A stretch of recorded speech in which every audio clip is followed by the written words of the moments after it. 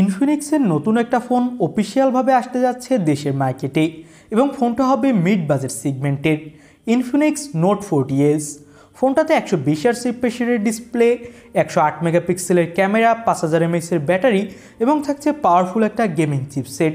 তো বাংলাদেশের মার্কেটে কবে কি আসবে, আসলে এর দাম কত হবে, ওভারঅল এই সব কিছু নিয়ে বিস্তারিত কথা বলবো আজকের ভিডিওতে। চলুন শুরু করা যাক মূল ভিডিও।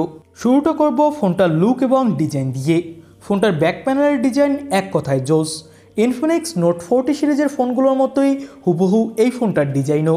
ব্যাক সাইডে দেওয়া হয়েছে ভেগান লেদার, যার ফলে এই ফোনটা দেখতে আরও বেশি জোস লাগছে। নিচের সাইডে পাবেন USB Type-C পোর্ট এবং মাইক্রো স্পিকার গ্রিল, এবং এই ফোনটার ফ্রন্টে ব্যবহার করা হয়েছে একটা মিডল পাঞ্চল কাটিং ডিসপ্লে। আর এখানে কিন্তু আপনি কার্ভ ডিসপ্লে পাচ্ছেন, যেটা আমি বলবো মিড বাজেট সেগমেন্টে এই ফোনটার অবশ্যই একটা প্লাস পয়েন্ট। লুক ডিজাইন দেখতে কিন্তু আমার কাছে ভালোই মনে হয়েছে। ডিসপ্লে সাইজ হলো 6.78 ইঞ্চি মাপের, যেটা হলো ফুল HD প্লাস একটা অ্যামোলেড প্যানেল। আর এর পিক ব্রাইটনেস দেওয়া হয়েছে 1300 nits. Screen to body ratio 93.8%।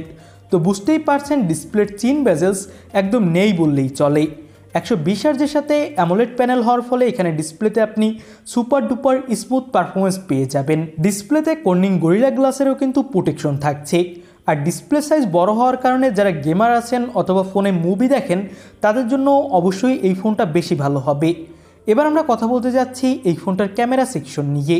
108 মেগাপিক্সেলের ক্যামেরার সাথে পাবেন 2 মেগাপিক্সেলের একটা ম্যাক্রো লেন্স। ব্যাকসাইডের ক্যামেরা দিয়ে আপনি ফুল এইচডিতে ভিডিও রেকর্ড করতে পারবেন। 32 মেগাপিক্সেলের সেলফি ক্যামেরা থাকছে। ফোনটা দিয়ে তোলা কিছু ছবি আপনি দেখতেই পাচ্ছেন। ডিটেলস এবং শার্পনেসের তেমন ঘাটতি না থাকলেও এখানে একটা আল্ট্রা ওয়াইড ক্যামেরা অবশ্যই দরকার ছিল, যেহেতু বাজেটটা মিড বাজেট সেগমেন্টে। তাহলে ক্যামেরা সেকশনে আরেকটু বেশি শক্তপোক্ত হতো এই ফোনটার জায়গা। এবং মিড বাজেট সেগমেন্টে আমার কাছে মনে হয় অনেকেই আছেন যারা ফোন দিয়ে ফটোগ্রাফি বা ভিডিওগ্রাফি করতে চান, তাদের জন্য বেস্ট হতো। এবার আমরা ফোনটার পারফরমেন্স সেক্টর নিয়ে কথা বলবো। এই ফোনটাতে ব্যবহার করা হয়েছে মিডিয়াটেকের হেলিও G99 আলটিমেট চিপসেট। চিপসেটটা কিন্তু একটা ভালোই পাওয়ারফুল চিপসেট এবং এটা গেমিংয়ের জন্য খুবই পারফেক্ট মিড বাজেট সেগমেন্টে। যদিও ফোনটা 5G না 4G একটা phone. PUBG, free fire, call of duty, অ্যাসপল 9 এইসব ধরনের গেমগুলো এখানে রান করাতে পারবেন, তেমন একটা ল্যাগ ইস্যু অথবা ফ্রেম ড্রপ ইস্যু ফেস করতে হবে না। পেয়ে যাবেন 33 ওয়াটের একটা ফাস্ট চার্জার এবং থাকছে 5000 mAh একটা বেশ বড়সড় ব্যাটারি। তো এই তো গেল ফোনটার স্পেসিফিকেশন সেকশন। এবার আমরা কথা বলবো বাংলাদেশের মার্কেটে ফোনটা কবে আসবে এবং ফোনটার দাম কত হবে। বাংলাদেশের মার্কেটে আগামী 2 থেকে 3 দিনের মধ্যেই এই ফোনটা অফিসিয়ালভাবে অ্যাভেলেবেল হয়ে যাবে এবং ফোনটার 8256GB ভেরিয়েন্টের দাম হতে পারে 28 থেকে 30 হাজার টাকার আশেপাশে অফিসিয়ালভাবে। তো অফিসিয়ালভাবে কিন্তু এই ফোনটা আমার কাছে ভালোই মনে হয়েছে। জাস্ট ক্যামেরা সেকশনটা একটু ইমপ্রুভ করলে অনেক বেশি জোস হতো।